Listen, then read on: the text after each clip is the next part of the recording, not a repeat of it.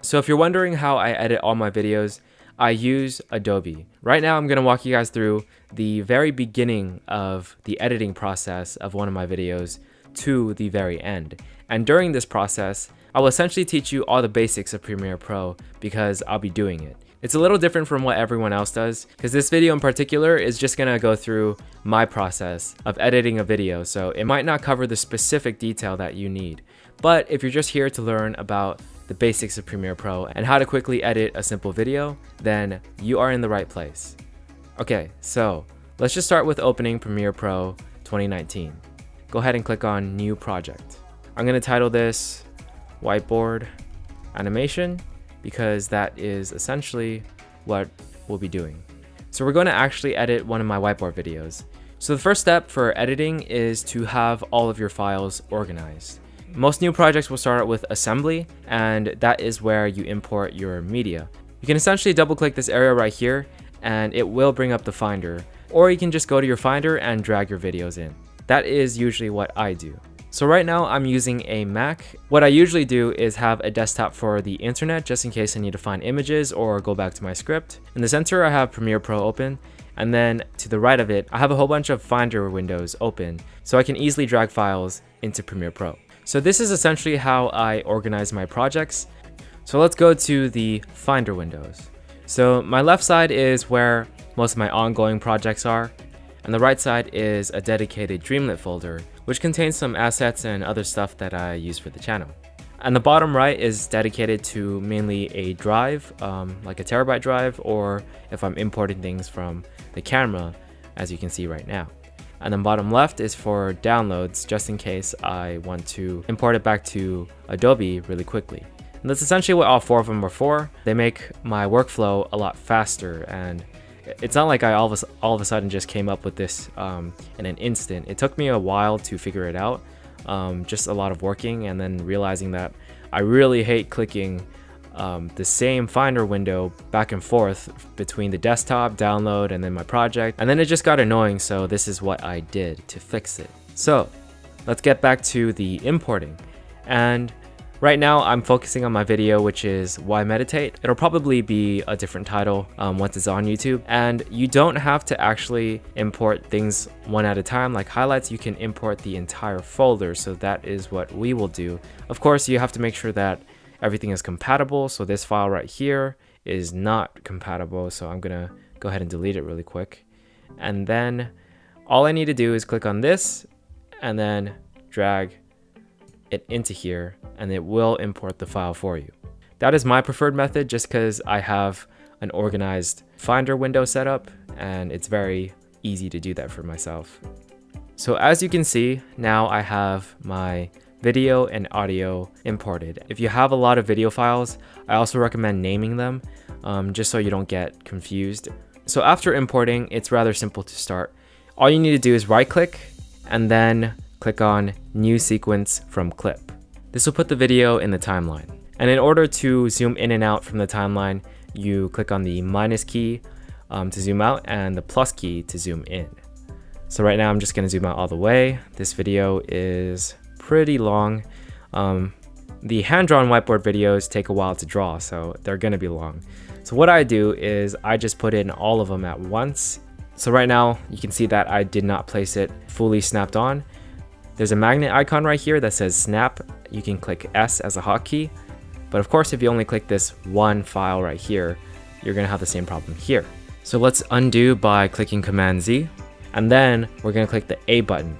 The A button basically moves everything to the right of which you're clicking on. So since I'm clicking here, it's gonna move everything on the timeline from this side, from the right side, and then I can control it.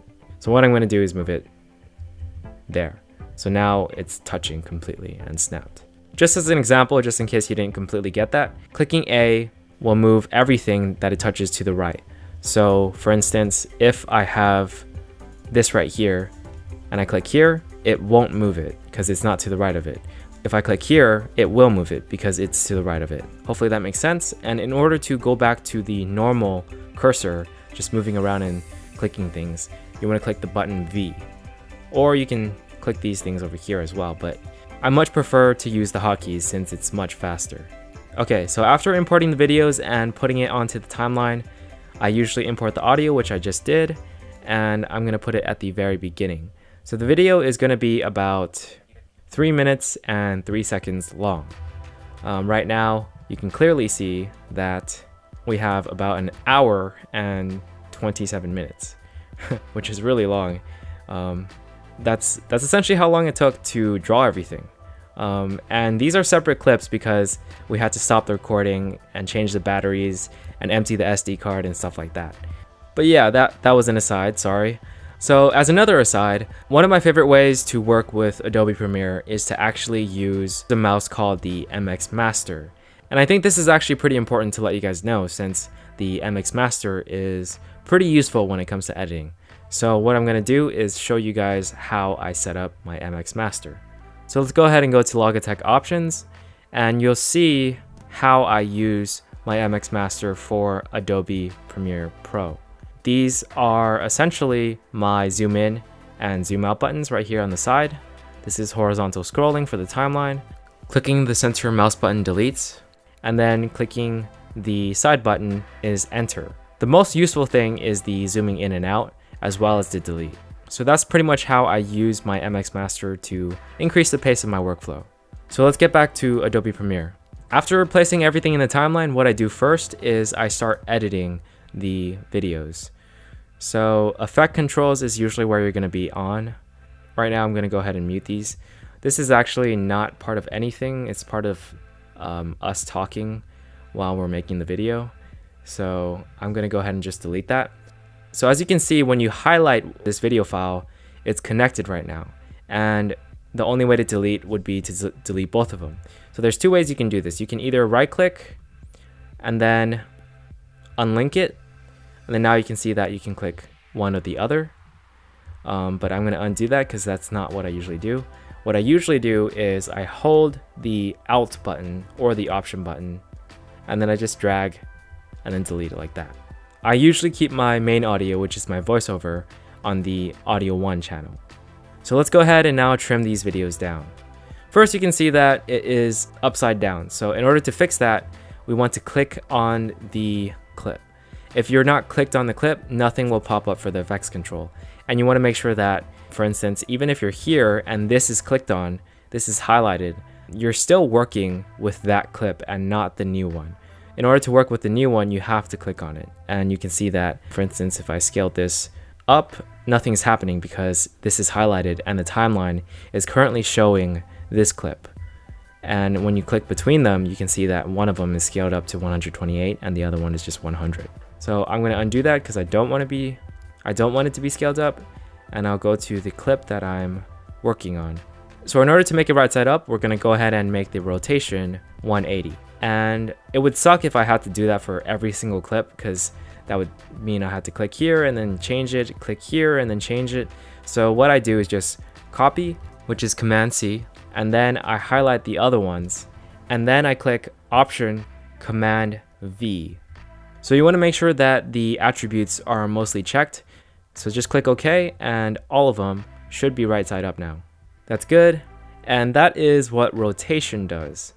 Now what we're going to do is shorten these videos and also try to match them up with my audio. So as you can see, clearly the writing is way too slow. So what we're going to do is click Command R. What this does is bring up the clip speed duration. And what I usually do is I make this probably about 2000. You don't really have to be too exact, but if you want to use the duration instead, you can do that. You can see that it becomes 1 minute after changing it to 2000%. So I'm going to click OK, and then I'm going to try to match up the clip again and see what happens. You can see that we're not perfect and we make mistakes. So a lot of the initial steps were actually duds. So we're going to go ahead and delete what we don't need. In order to delete, you can either click C and this razor sharp thing comes up, and you click on that to cut it, and then click delete. And a fast way to move the thing back is to hold Alt while clicking delete. This is called ripple delete.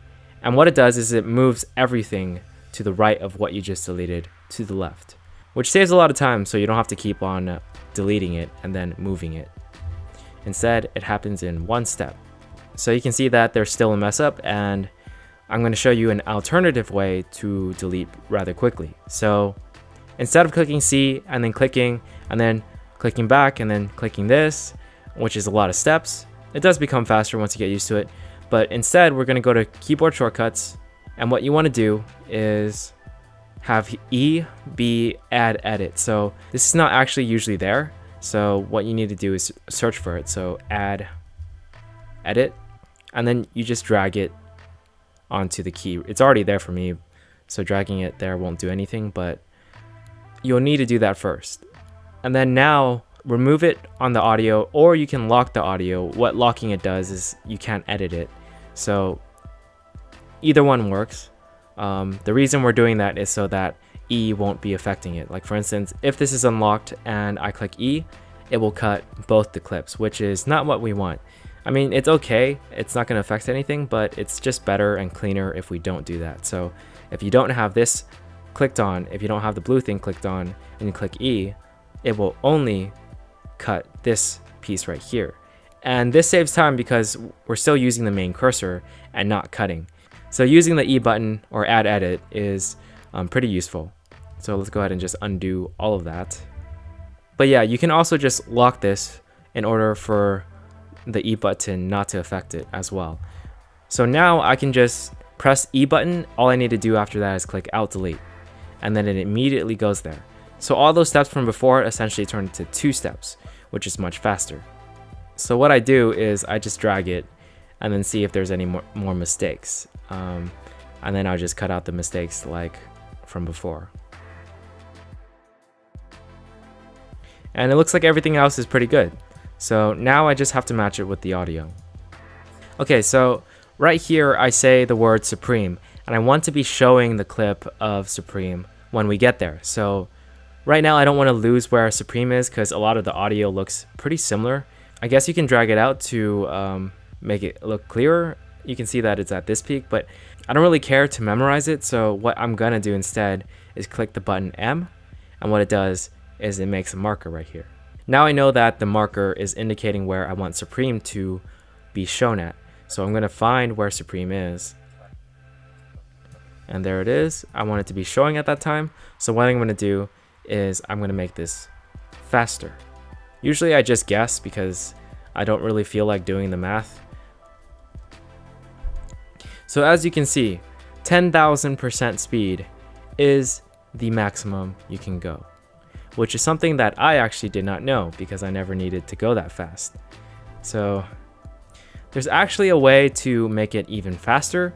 You can do something called time remapping, which I'll show you real quick. You want to right click on the thing that says FX and then go into time remapping. Just make sure that you click on FX and not just the clip, because if you click the clip, you're gonna see a whole bunch of other stuff that might really confuse you if you don't know what they are.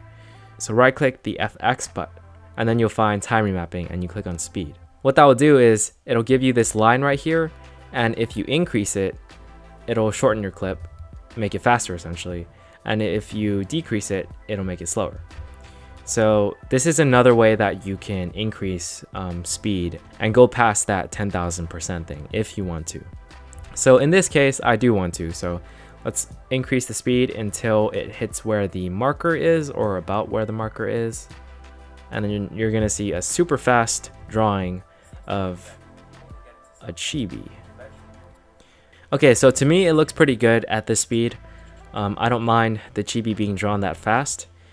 So what I'm gonna do is click this spot right here and then click the delete button. And what that does is it just deletes the space. So now we're here, and let's just continue the process. Also, now that we're done with the marker, you can delete it. All you need to do is double click on it, click delete. Also, don't forget to save your project once in a while. So as you can see, a lot of editing is just doing a lot of cuts essentially. So right now what I'm doing is I'm cutting between the changing colors of the words so it doesn't look so jagged when the final result comes. If you don't really have the patience for these kind of things, it can be a pretty tedious process. Okay, so I just ran into a quick problem right here. I want to ripple delete, but when I ripple delete, what happens is this also ripple deletes, and I don't want that. So an easy fix would be to simply click the lock button and then delete afterwards. For now, I'll just leave it locked. Okay, so interesting thing here is what happened was the battery ran out at this point, and we had to move the camera a little bit. So you can see that the previous clip actually has more space than the one on the right. It's actually not too bad. Honestly, I probably don't need to do anything here, but this is a good opportunity to show you guys a few transitions, essentially. So let's go into effects right here, and from effects, where you want to go is video transitions. And there's actually a default transition that Adobe has picked for you. Cross dissolve is the one that I use the most, and you can right click it and select as default transition if you want. What that does is when you're on the timeline and you have two clips highlighted, you just click Command D. You can shorten it to make it look a little bit better. And that'll be a decent fix for now. You can try out all the other types of video transitions. Honestly, I prefer very simple transitions like jump cuts and cross dissolve. What I personally actually do, because while switching between these, it takes a little bit of time, which I find to be a little annoying. I create my own window, so I call it S-Blue. Blue is my favorite color. So basically you can change around a workspace and click save as new workspace and name it whatever you want. And this is what I essentially did with S-Blue. So S-Blue has everything up here. So it has all of color, audio, and all that stuff all at once. So it's very easy and fast for me to go back and forth. This is actually usually here. I'm not sure why I was there, but effects is down here. So everything is pretty similar other than that. Okay, so I wanted to try something fancy here by using the journal as sort of a pseudo eraser. So wherever the journal goes, it will erase. So what I'm gonna do is bring it on top because the top layer takes priority. So video 2 and 3 will be seen above video 1. So what we need is an erased version at this point. So what we can do is click this button right here or Shift and E in order to take a still frame from this right here. We're basically taking a snapshot of this frame of the video. And you'll find it in your project.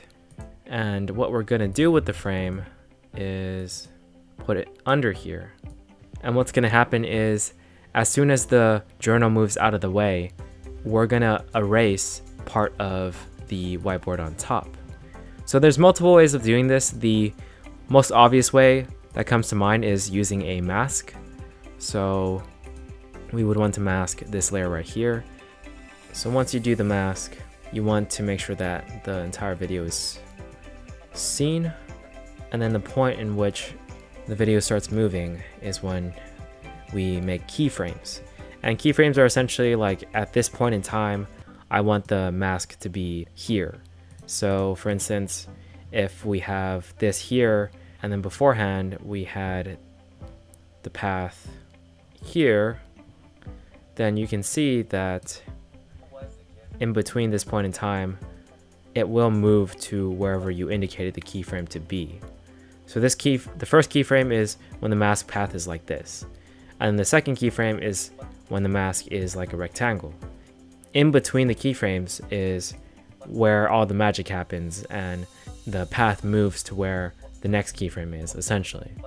And here is a cool trick. If you press that squiggly key, I'm not sure what to call it, but I'll indicate what it looks like on the screen. Wherever your cursor is, you'll increase the screen. So it's a good trick for whenever you're trying to focus on like what we're doing now, which is making keyframes. So basically for the next 30 minutes or so, I spend my time keyframing every single frame to match the mask up with what looks like the journal erasing the whiteboard. There was one mistake that I made. I was keyframing a video that was already at about 1000% speed. I ended up fixing it and turning it into 100%, which made the keyframing process a lot easier. Finally done. That actually took a really long time, and it still looks a little funky, but once I speed it up, for the most part, it should look good. Doesn't look half bad when it's sped up. Let's just go with that.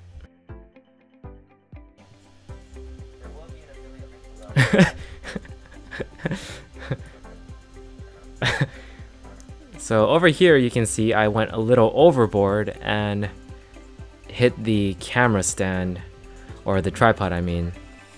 So it totally knocked the image over quite a bit actually. So I think what I'm gonna do instead, my original intentions was to do the same effect as before, which was wipe, and we could easily do that again, but it looks like I'm still in frame. It should still work actually, but let's go ahead and do something different, a little easier.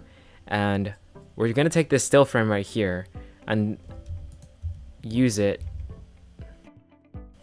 because right here I'm talking about using my affiliate link for Habit Nest, and it would be cool if I just had something pop up to indicate that the affiliate link is in the description. So what I'm gonna do is create a dynamic link with After Effects, and I'm sure a good amount of you guys would like to see that, so that's why I'm gonna do it. So we right click and then we want to say replace with After Effects composition. This will open Adobe After Effects, and I know this isn't an Adobe After Effects tutorial, so I'll be really brief with this. I just wanted to show you guys that you can connect Premiere and After Effects if you want to, and pretty easily as well. So as you can see, it brought in the image from before, and what I want to do this time is show just an overlay and then indicate that there's an affiliate link down below. So very simply and quickly, let's just do a solid layer. Let's make the opacity, I just click T to review opacity at maybe 60%, and then in the beginning it should be 0. And then I highlight both keyframes and click FN F9. So I do that, and then it darkens like this, and then we're going to overlay some text saying link below. We can align it using this, and it's kind of small, so let's increase the size. Going to character, just increasing the pixels. I think I prefer a white stroke in this case. There we go. It's a very simple process. Let's just have it scale in. So I click S for scale, click the keyframe, click it again. Let's turn this into 0, F9, and that's pretty much it. And as you can see right here, your picture, or our picture, turned into a After Effects dynamic link. So you can see it right here, whiteboard animation link. So I say it around here. Sometimes what I do is I just cut where the audio is, copy it, and then paste it onto this timeline. You gotta look for it. So match it up. And now I can hear it here as well.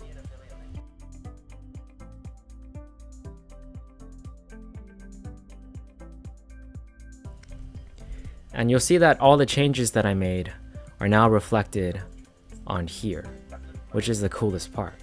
So essentially you're using both Premiere Pro and Adobe After Effects at the same time. And that's essentially what dynamic linking is. And I think it's one of the most powerful techniques that you can use. So that's why I wanted to show you guys that real quick. As you can see here, we were having a little bit of fun just putting our thumbs up, but obviously that's not going to be part of the video. Actually, I sort of feel like keeping it in the video just for fun. As an additional thing, I just wanted to show you guys how to use the text, because a good amount of you will probably want to include text. I think the easiest way is to just use this thing right here, the type tool.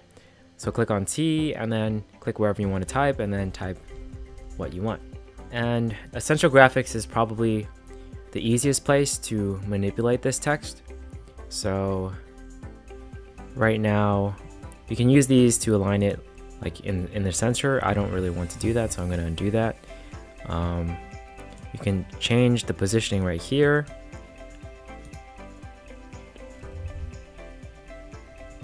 You can center your text, and that is probably what I want.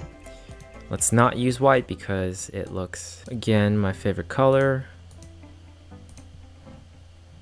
Let's give it a stroke, make it black, give it a small shadow, also make it black.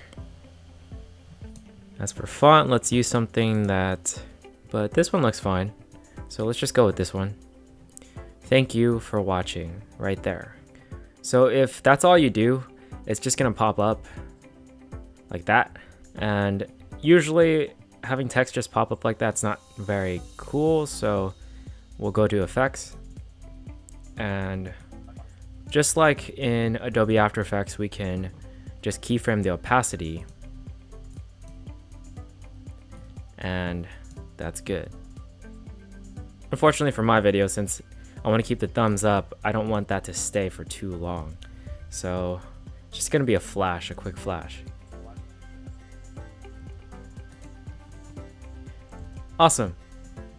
So we're basically done with the first part, which was just cutting a lot and yeah, just essentially just cutting a lot and putting things in the right place, speeding things up. So that is a huge chunk of what I have to do for making the whiteboard animation videos. For other videos that you might make, like for skits and sketches, like where you're just recording people or places, you may not need to do as much like manipulation of speed, but yeah, for the most part, that was a lot of cutting. And so right now I'm gonna show you how to do a simple color correction. We can right click the empty area and new item, adjustment layer. We're gonna drag the adjustment layer onto video 3 because we want it to be the absolute highest layer that is seen above all else. So an adjustment layer is pretty much invisible if you just leave it there. It doesn't do anything on its own. So what we're gonna do is go to color, which you can click here, but I'm gonna use my personal workstation. Color is just the last one. Lumetri color is the one that most people use and is gonna be the one that we use. It's pretty simple to use. White balance right here. Usually what I do is just I click this eye droplet and click on a white spot, and it gives the temperature and tint different values so that it looks more white, or whatever I clicked on looks more white. I don't know if you can see the difference. I'm undoing and redoing. There's only a very, very slight difference. Of course, you don't have to actually go with this. You can, in my opinion, the original one looks totally fine, so I don't actually need to do that. I will be making a video about how to make a whiteboard animation hand-drawn later on. We definitely used a good amount of lighting for this video, so there isn't too much to do for this one, but for some of my past videos, the lighting wasn't that great. So what we needed to do was increase the exposure and highlights by just a little bit. Like for instance, let me show you. If I do 0.5 exposure, you can see that the video has gotten brighter by a good amount. So if I undo that, you see that it got darker. Redo, brighter. And this video can use maybe just a little bit. Oops. See, if you go too high, it just looks really bad. And if you go low, it just gets really dark. So this is 0 compared to 0.2. 0.2 looks fine. So we'll just keep it there. And then you can also increase highlights to also make it brighter. But we're not gonna do too much of that since we don't need to. So let's just look at that in a bigger scale.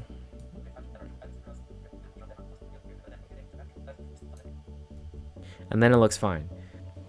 All right, so after I'm done with just a little bit of color correction, this is when I add music. So I have music for my videos, and also just to organize this real quick, you can click Control B to add a new bin, and then I just say pictures You can call them stills if you want, and I just dump it in there just to keep things organized. What we're looking for is some music, so I'll go into my assets, and at the current moment I'm subscribed to Epidemic Sound. So we're talking about meditation, so I'm just going to choose music that is pretty calm. I like this one, so I'm going to go with this one. I usually put music in the Audio 2 channel. Audio 3 channel is for sound effects.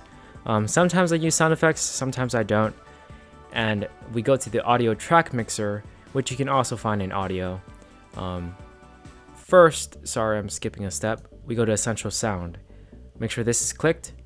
Click on Music, and then use the preset of Balanced Background Music. That should lower it by quite a lot.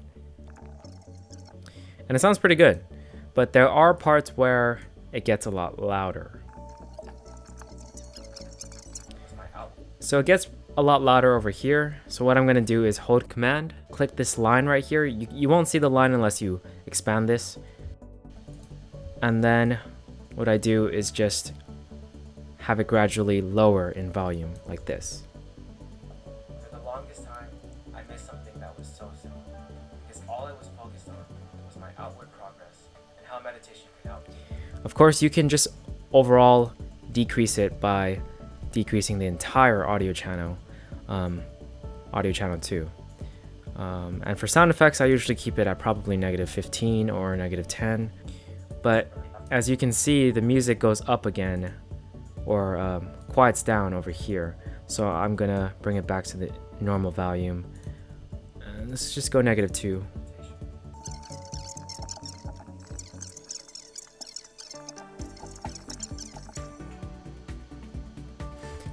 And at the very end, what I do is I just gradually make it go down to 0. And that's pretty much it in terms of what I do for most of my videos. That covers most of the stuff on these tabs: Essential Sound, Essential Graphics, Lumetri Color, Effects Control, Audio Track, and then so on. So that is pretty much all the basics. It's actually really simple to use once you get the hang of it. Just keep making videos and keep using the shortcuts, hotkeys, and make sure that you're not missing elements like optimizing your audio or adding effects, and have some fun, like use dynamic linking, try out After Effects. So after that, after you are done reviewing your video, you watched it through, all you need to do in order to export is click File, go to Export, and then Media, or just Command M. Once you're there, you just go to Format, click on H.264. That's the one that is most compatible for the type of video that we are making, and then YouTube 1080p Full HD. I'll put name, Why Meditate, or Why People Meditate, and then use maximum render quality will be checked. And just make sure that the output is similar to the source. It's 1920 by 1080. That's good. That's good. FPS. And it's going up to 3 minutes and 6 seconds, which is what we want. Be careful and make sure you check this area, because sometimes you left like a stray video clip all the way to the right and you forgot about it, and then your video ends up being like 13 minutes long. So yeah, make sure you check the end timestamp. And then you can either queue it or export it. Queuing it will take it to Adobe Media Encoder, which is essentially just there so that you can work on a different video at the same time. So since I'm not going to work on a different video, I just click Export. And then it takes a while to export. So that's pretty much the entire process from beginning to end in terms of using Adobe Premiere Pro. This video was definitely pretty long, so I'll consider making a concise version later on in the future. But for now, hopefully this helps you guys with making very simple videos like my whiteboard animation videos. This is episode 3 of my Creator Tool series. If you guys found it useful, consider giving it a like, and thanks for watching.